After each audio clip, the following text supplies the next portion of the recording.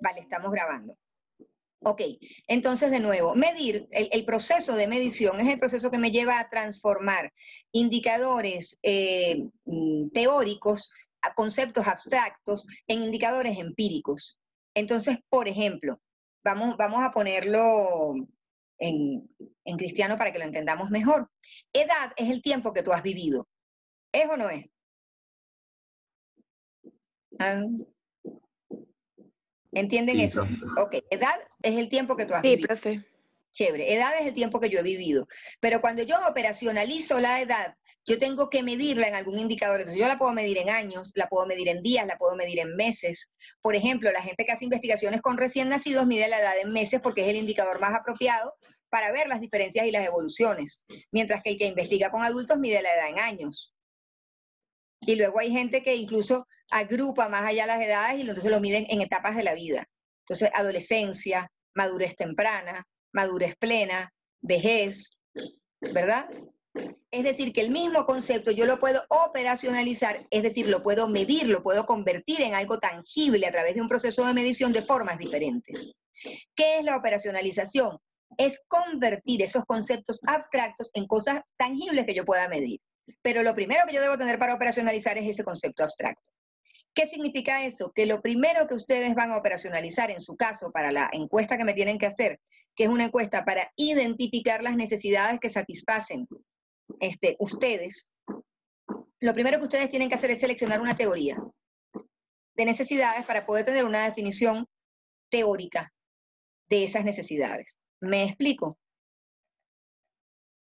Si quieren identificar las necesidades que generan las motivaciones para los estudiantes participar en las distintas agrupaciones de la UCAP. ¿Me explico o no me explico? Vamos a entender primero esta parte que es fundamental. Vamos a ponerlo en blanco sobre negro. Por ejemplo, si yo digo que voy a utilizar la teoría de Maslow, entonces yo defino que los estudiantes pueden utilizar a las agrupaciones para satisfacer distintos tipos de necesidades, como pueden ser necesidades físicas, de seguridad, de autorrealización, ¿verdad? Que son 3 de los tipos de las necesidades, o de afinidad, que no se llaman de afinidad, se llaman sociales en el caso de Maslow. Pero yo, por ejemplo, podría no utilizar la teoría de Maslow y utilizar la de McClelland, porque entonces yo digo, bueno, vale, pero es que resulta que realmente ninguna agrupación me satisface necesidades físicas. Ah, pero resulta que los que juegan rugby, deportes, ¿eso satisface necesidades físicas, sí o no? Bueno, quizás sí, pero la gente esa no es su principal motivación. Eso lo están definiendo ustedes antes de haberlo investigado, no sé cómo, pero bueno, decidirían definirlo, ¿no? Entonces pueden decir, bueno, yo nada más voy a contemplar, porque esa es su decisión, esa decisión la tienen que tomar ustedes y tienen que justificarla. ¿Qué teoría de necesidades van a usar? Voy a trabajar con McClelland. Entonces yo voy a definir que se satisfacen necesidades de afinidad, necesidades de generar amistad, crear vínculos dentro de la universidad, necesidades de poder, es decir, de ser reconocido por los otros y de tener influencia en la universidad cuando participo en una agrupación, porque tengo influencia dentro de esa agrupación, o necesidades de autorrealización si la agrupación es el teatro, porque yo me siento realizado y feliz cuando hago teatro. Cualquiera de estas 3, por ejemplo, podría ser satisfecha con la participación en una agrupación. Pero claro, si me voy a Maslow, tengo que sumarle las físicas. Entonces, bueno, ¿las físicas se satisfacen o no? Solo con el deporte, con alguna otra. Eso ustedes tienen que pensarlo y decidirlo. Y tienen que tomar esa definición teórica. Luego de que tienen esa definición teórica, que se las estoy dando ahora, tienen que operacionalizar cada parte. Entonces, ¿qué van a operacionalizar primero? Por ejemplo, necesidades de afinidad. Entonces dicen, bueno, la necesidad de crear vínculos de amistad con otros compañeros. La necesidad de... Tengo una pregunta. Sí, De pregunta. alguna otra forma, o sea, ya que está explicando, por ejemplo, la afinidad física, eso no está relacionado directamente al logro. O sea, yo siento que de alguna otra forma todo lo que da Maslow está como contemplado también en McClelland. Entonces, porque hay muchas cosas que se relacionan, Claro, entendiendo que... los 3 niveles superiores son los mismos. Tienen distintos nombres, pero son los mismos. McClelland lo que hace es dejar fuera los 2 niveles inferiores porque considera, yo se los digo en la clase, vamos a ir para allá, Sí, que considera considera que cada, o sea, que en los países ninguna como que sociedad ya se está son satisfecho, cosas que... claro. Pero al final Ujú. las necesidades Exacto, sociales pero se relacionan con la afiliación, las necesidades de autoestima se relacionan con el poder, el reconocimiento por parte de los otros, el estatus, y la necesidad de autorrealización es el logro, en gran medida. Claro, hay pequeñas diferencias operacionales a la hora de medirlo, ¿eh? Entonces, por No, eso pero es lo que yo importante. entiendo es que la teoría de las motivaciones sociales es una versión pulida y más contemporánea de la pirámide de Maslow, que creo que queda un poco mm, obsoleto ahorita. la pirámide de Maslow está obsoleta por el concepto de que yo tengo que satisfacer una necesidad para ir a la superior. Pero tú crees que las necesidades ya no Claro, se que es clasifican así, evolutivo. exacto, que es evolutivo. Pero tú crees que esa clasificación ya no es válida. Yo creo que sí es válida, pero siento que se hizo hace tanto tiempo que no se tomaron en cuenta cosas que hoy en día son más importantes. Y Como por bueno, ya ejemplo, esta es más mi opinión. O como por sea, solo ejemplo, entre no, pero por eso quiero que pilares, lo sepamos y que lo razonemos. Por ejemplo, por lo menos, no sé, el hecho de que hoy en día estamos tan conectados en el Internet, creo que ujú. las necesidades sociales son más grandes todavía. ¿Están conectados quiénes? En nosotros, en redes sociales y eso, Todo, ¿Nosotros quiénes? las todo el personas. mundo entero. Los que son como tú, de tu clase social y funcionan como tú, porque tú sabes lo que cuestan los megas.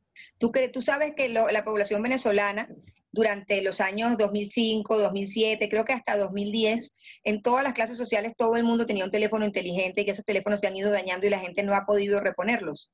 Tú sabes que, por ejemplo, en 2005 el motorizado de mi esposo tenía un teléfono mejor que el de mi esposo en la oficina, pero Ok, ahorita ya no. Ahorita claro. ahorita el motorizado puede tener un perolito que no tiene acceso a internet. Entonces están conectados ¿quiénes? ¿Qué porcentaje de la población venezolana realmente está hiperconectada? Saben que las Una, universidades públicas no están dando clases porque ni los profesores ni los estudiantes tienen la capacidad de conectividad. Profe, pero ahí o Ah, sea, entendiendo el debate que se está armando, ahí yo también tengo una pregunta y es en sí. relación a, ok, entendiendo, o sea, la pirámide de Maslow es algo que tiene toda persona, o sea, que de alguna otra forma está presente en todas las personas, pero no significa Ujú. que se cumplan todas. Por ejemplo, No, claro que alguien no. que, y lo mismo pasa con el ejemplo del Wi-Fi, entendiendo que no todas las personas tienen Wi-Fi, pero gran parte de la población mundial tiene Wi-Fi, tiene acceso a Internet y tiene un dispositivo Gran parte de la electrónico. población mundial, ¿quiénes? En África. Bebe, profe, no sé si en África, pero sí sé que ¿Y cuánto mm, porcentaje de la población mundial vive en África, que son los que más paren? no, en verdad, no tengo ni idea. Ah, No tengo bueno, ni entonces idea. a lo que yo voy es cuando ustedes hablan de todo el mundo se refieren a ustedes mismos y a la gente que es como ustedes. Entonces, una de las primeras cosas que como investigadores tenemos que empezar a observar es que el mundo no es como nosotros. Es verdad. Eso, sí, profe. eso es lo que quiero hacerles notar. O Ya, sea, ya, no ya. es que lo que digan no El- es válido para un porcentaje de la población, es válido para unos grupos de la población, pero no es válido para todo el mundo. Por ejemplo, yo que vengo de Europa, les puedo decir que la penetración del Internet en toda Europa, no únicamente en España, es mucho más baja que en Venezuela. Es decir, en Venezuela los problemas de conectividad bajan la penetración. En Europa los problemas de idiosincrasia. ¿Me explico? Es decir, en Europa una mujer de mi edad, a menos que sea muy educada, universitaria, y universitarios en Europa es el 30% o menos de la población, ¿verdad? Quizás menos, el 20, el 20 y pico, o muy educada, no está activa en redes sociales ni en internet todo el día y le tiene temor a eso y le pide a la hija, como son aquí los viejitos de 60, pues le pide a la hija que por ejemplo, mi mamá tiene 75 y trabaja hoy en día, todos los días, y trabaja en internet, porque además ella es analista de información y lo que hace es justamente analizar lo que todos los días sale en la prensa mundial y hacer un reporte y un estudio de cómo eso influye para las organizaciones en las que trabaje, ¿no? Entonces, ella está permanentemente conectada, indudablemente, ha estado en todas las redes sociales, es activa en redes sociales, etcétera. Sin embargo, eso no significa que así sean todas las señoras de 75 años, ¿verdad que no? Entonces, en Venezuela, porque tenemos una mentalidad muy moderna, porque somos un país muy joven, somos distintos, pero una señora sueca de mi edad, si no es muy educada, si es una obrera que trabaja en una fábrica, probablemente no está hiperconectada como yo. Muy probablemente no está hiperconectada. Tendrá un Facebook, quizás ya se abrió un Instagram y sube fotos al Instagram porque tiene el teléfono, pero no tiene la habilidad para manejar las herramientas y no les da todo el uso que les dan ustedes con toda seguridad. Indudablemente hay un asunto generacional, pero inclusive si vamos a España, los marroquíes, los gitanos, los españoles poligoneros, ¿saben lo que es un poligonero? Las chonis y los canis, ¿saben lo que es una choni y un cani? No, profe. Vale, es como, no, son términos peyorativos. las chonis y los canis se visten de determinada forma, probablemente no están hiperconectadas y no están en redes todo el día. Y les cuesta más trabajo la tecnología y tienen que entender mejor de lo que ocurre aquí. A lo que voy con esto es a que juzgamos por nosotros, ¿no? Y por ejemplo en Europa, que se supone que es un país del primer mundo y que tienen la conexión en todas partes, aunque en algunos países es más caro que en otros. En España, por ejemplo, es muy cara la conexión a Internet permanente. Se ha ido abaratando ahora porque Europa hizo una ley y los obligó, tienen 3 o 4 años, que la penetración ha aumentado mucho porque bajaron los costos. Pero más o menos uno paga entre teléfono, luz y no sé qué, unos 120, teléfono, internet y cable, unos 120 euros al mes, si tienes una conectividad óptima, y todo lo que sea menos de eso es una conectividad muy baja. Si pensamos que es un país con altos niveles de desempleo, donde hay muchas familias viviendo con 400 euros al mes, pueden pagar 120 en tener cable, internet y no sé qué. Y estamos hablando de un país de primer mundo. Entonces, cuando ustedes dicen nosotros, se refieren a la clase media alta del mundo entero. ¿Me explico? Que en el mundo entero representa un 15% de la población más o menos. Son un poco más grandes en los países desarrollados que en los países subdesarrollados. O sea que ese nosotros es más o menos un 15% de la población, que tiene los recursos porque tiene la educación y por otra parte tiene la disponibilidad a esa tecnología. Entonces, esa gente, yo no sé si las redes, además esa es otra pregunta que me hago, ¿las redes realmente ustedes creen que aumentan las necesidades sociales? Explíquenme por qué. O la hiperconectividad. Pues yo siento que sí, porque creo que en una de las primeras clases hablamos sobre esto, y es porque de alguna otra forma tener como contacto en redes sociales te hace sentir como mejor o superior a los demás.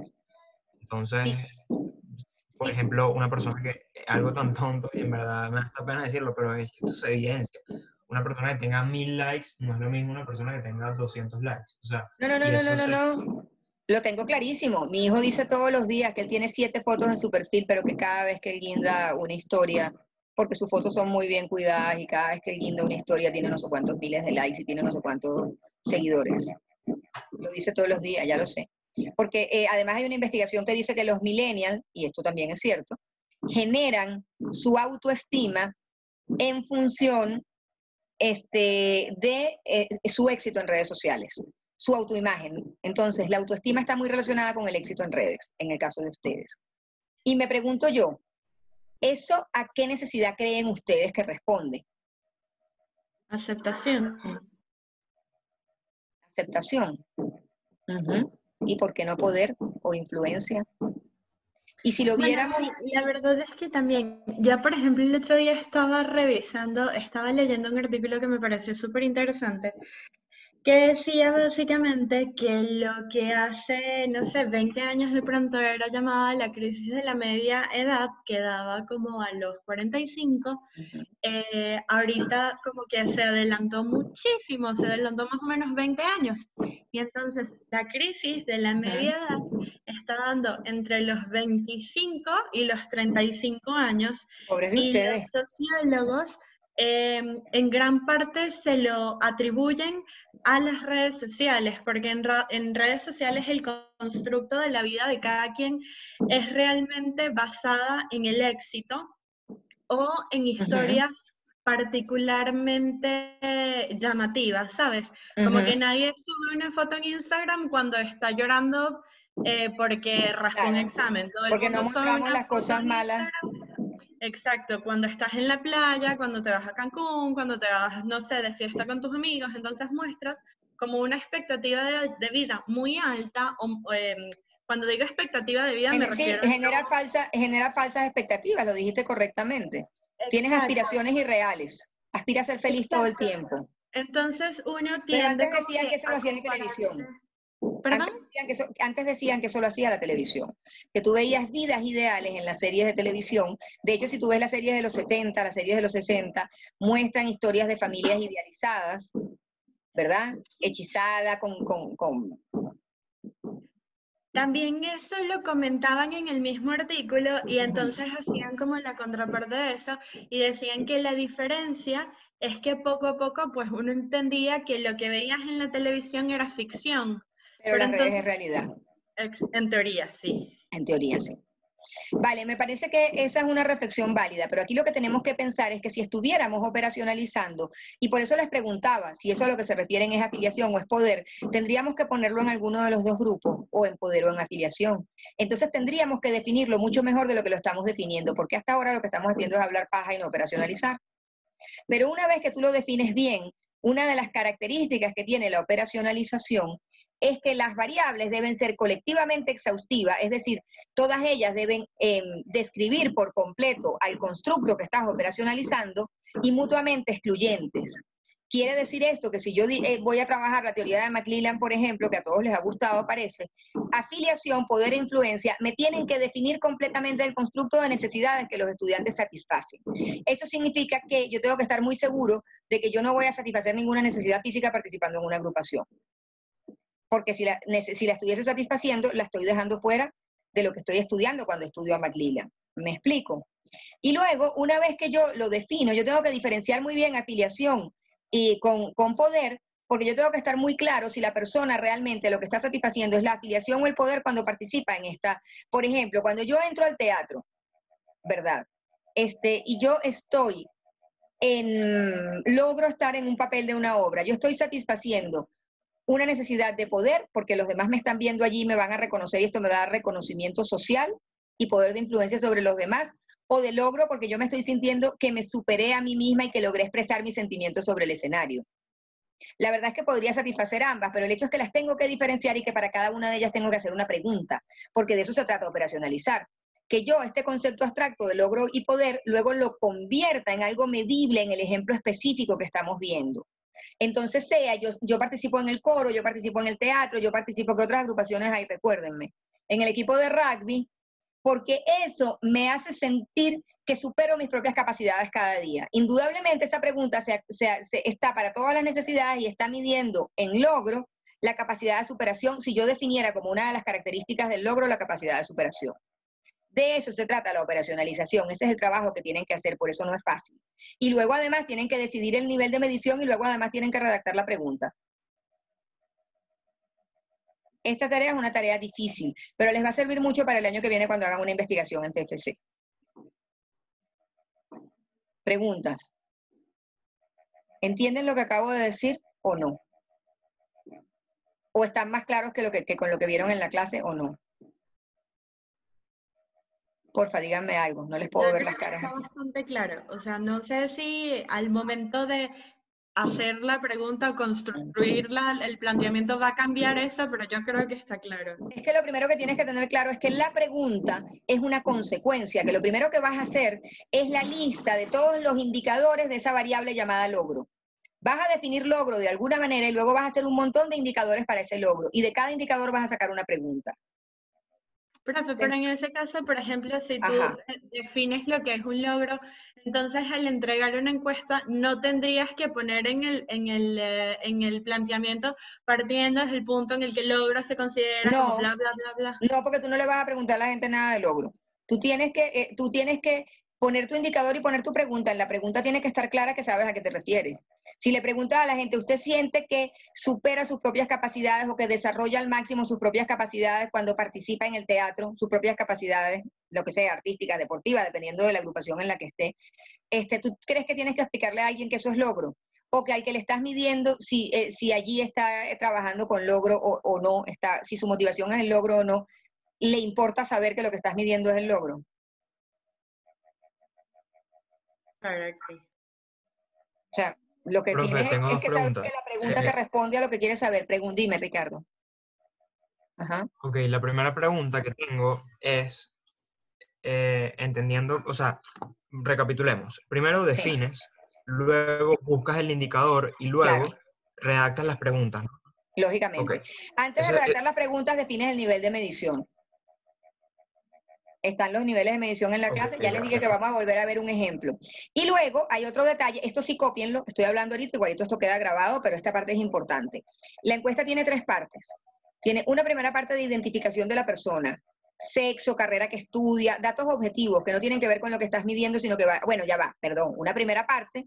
Gracias por participar en esta encuesta, es una investigación de estudiantes con el objeto de saber cuáles son sus motivaciones para tal cosa. Le tienes que decir a la gente para qué estás haciendo la encuesta, por una cuestión ética, ¿no? Y le tienes que decir a la gente, esta encuesta le tomará más o menos tantos minutos, debes calcularlo para que la gente sepa cuánto de su tiempo va a invertir. Esta primera parte es obligatoria y se llama la presentación de la encuesta. Parte 1. No está escrito en ninguna parte. Díganlo ustedes. Escúchenmelo ya. Parte 2. La identificación de la persona, la clasificación, datos demográficos, sexo, carrera que estudia en la universidad, edad probablemente, los que ustedes consideren son pertinentes. Luego entonces vienen las preguntas que se relacionan directamente con el objeto de la encuesta. En este caso, las necesidades y las motivaciones que se satisfacen. Y luego al final una despedida o cierre. Muchas gracias por haber participado, le agradecemos habernos dado su tiempo, etc. Todas las encuestas deben tener estas partes y siempre deben estar presentes. ¿Eso está claro? Profe, ¿puede repetir después de identificación de la persona? Y luego vienen las preguntas correspondientes a medir el concepto que operacionalizaste. En este caso, las necesidades que sirven como motivaciones o que generan las motivaciones para participar en las agrupaciones de la UCAP. Profe, habla demasiado rápido y es difícil copiarlo, entenderlo, procesarlo. Perdón. Ok. Después, primero, vuelvo a repetirlas todas, ¿sí? Más despacito. Vale. Número 1, petición para la gente de que participe, información del objetivo de la investigación general, no es que le tienen que definir logro, no, esto es para saber qué le motivó a usted a participar en las agrupaciones de la UCAP, y el tiempo que la gente va a demorar respondiendo a la encuesta. Ok. Número 2, esa es la primera parte. Presentación, digamos. La presentación consta de esos elementos. Segundo, clasificación de la persona, datos demográficos, sexo, carrera que estudia, edad, esas 3 seguro. Y si ustedes consideran alguna otra, todavía irá también. Número 3, el concepto que estoy operacionalizando y midiendo realmente. En este caso, necesidades que generan las motivaciones que se satisfacen al participar en las agrupaciones de la UCAP. Número 4, despedida.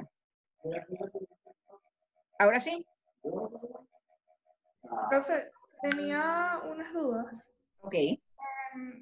Pero es más como que asegurarme de que, ¿cómo sé que las preguntas que hago son relevantes y en verdad no están perdiendo el tiempo? ¿Cuánto debería ser la duración? Porque a mí me ha pasado que me mandó una encuesta, capaz, o vi cuánto duraba, o no sé, o capaz no lo decía, pero a mitad de encuesta yo estaba y que no, o sea, no, esto está tomando más tiempo del que yo quisiera. Por eso Y tienes bueno, que definir cuánto tiempo es, y el tiempo de duración de una encuesta depende de... Un minuto, imagínate. Perdón, muchachas, disculpen. Y el tiempo de duración de una encuesta depende de muchos factores. Por ejemplo, en el censo, que yo me siento en la casa de la gente y le hago todas las preguntas en su casa, puedo demorarme 1 hora ahí, en cada familia, ¿verdad? No es lo mismo un tipo de encuesta que otra. Entonces depende, en muchos casos. ¿Dónde vas a hacer la encuesta? Si la gente se la va a autoadministrar o se la vas a dar tú, del nivel de compromiso de la gente, de lo que a la gente le interese. Ya va, que es que no veo el chat, aquí está. Ay, logré abrir el chat. Alguien está siendo bueno y les está copiando lo que yo estoy diciendo. Ok, déjenme poner esto para acá. En un ratito se va a cortar esto, ¿oyeron? En el momento que se corte, empezamos otra vez. Entonces, lo que pasa es que quiero pasar a hacerles el ejemplo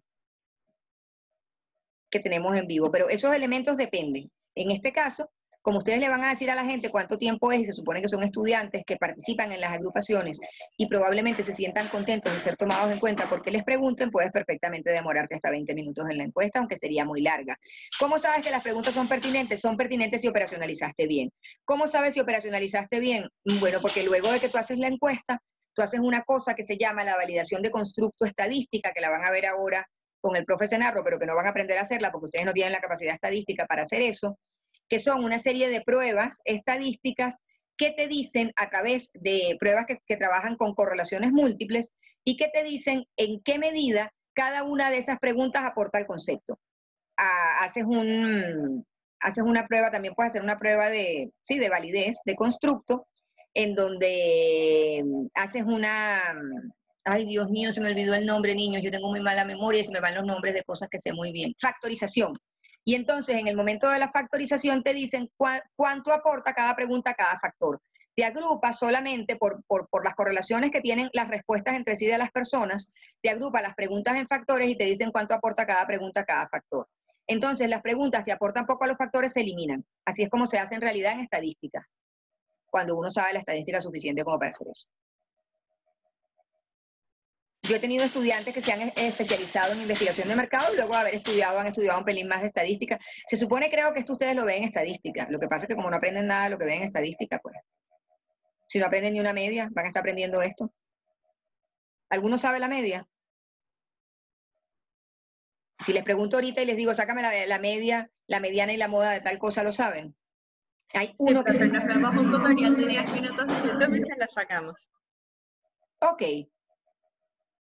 Vale, entonces quizás también saben hacer factorización. ¿Sí aprendieron eso entonces en estadística?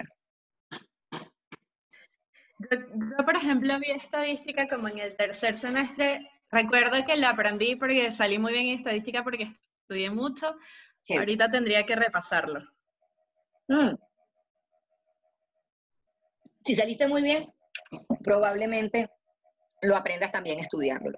Pero bueno, pero el hecho es que es un nivel de estadística que en general a ustedes no se los piden, que la gente de psicología es lo que le cuesta tanto trabajo y lo que los hace repetir y repetir y repetir. Pero que a la hora de la verdad es más difícil contestar un examen que hacer el trabajo en sí mismo de hacer el análisis de datos, ¿no? Entonces, bueno, volvamos aquí a los niveles y al ejemplo. Yo tengo un ejemplo que ya estaba hecho, en donde yo defino, yo voy a medir la imagen de marca. Entonces, la imagen de marca yo la defino como la percepción de la identidad de marca. La identidad es lo que quiere transmitir el cliente y la imagen lo que el consumidor percibe.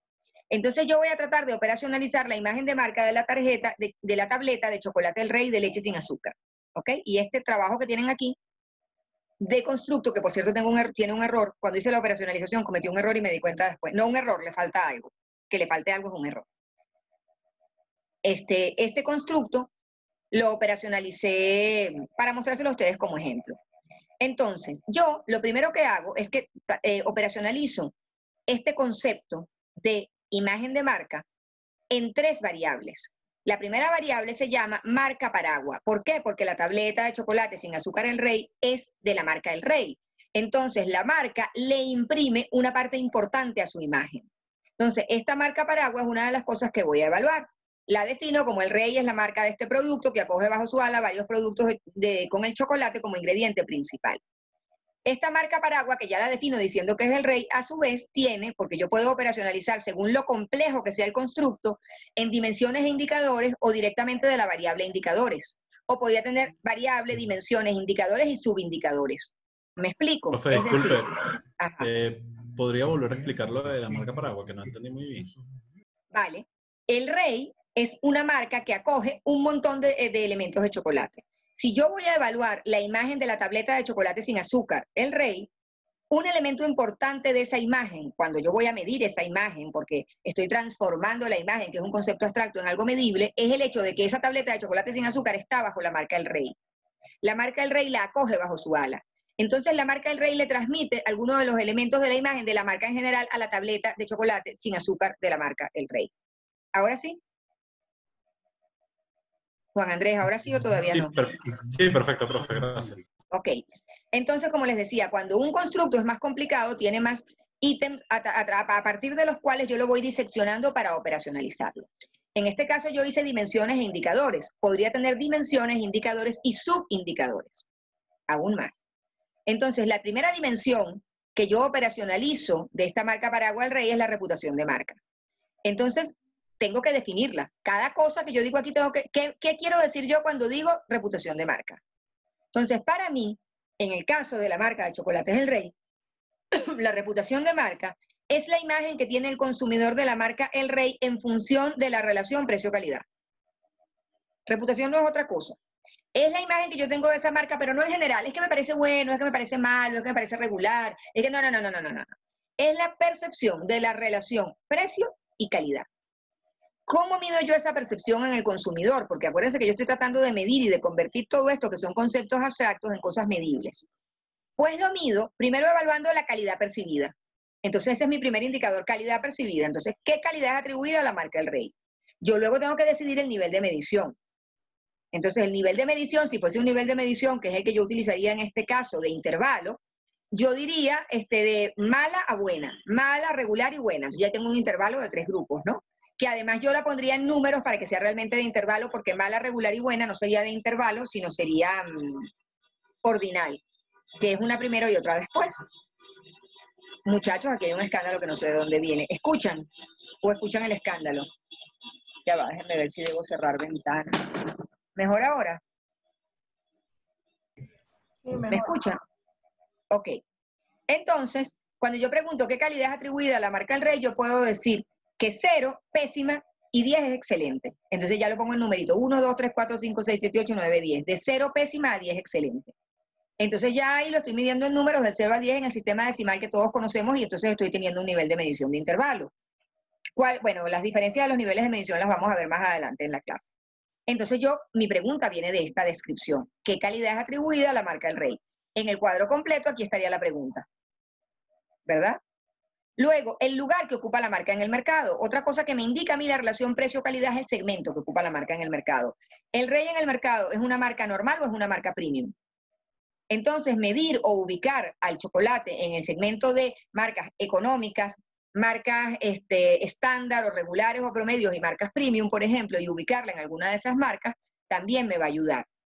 Fíjense que... Ya se va a acabar la clase.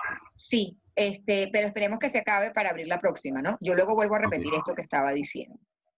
Porque es que cuando se acaba se abre automáticamente, si la acabo yo no sé. Una cosa que es importante, muchachos, es que, por ejemplo, Savoy tiene chocolates, bueno, es que Savoy es de Nestlé. Entonces, Nestlé tiene chocolates para económicos, que no los tiene ya, pero los tenía o los tuvo en algún momento, y creo que ahora están sacando algunos. Tiene Savoy, por ejemplo, que es una marca regular, y luego tiene Carré,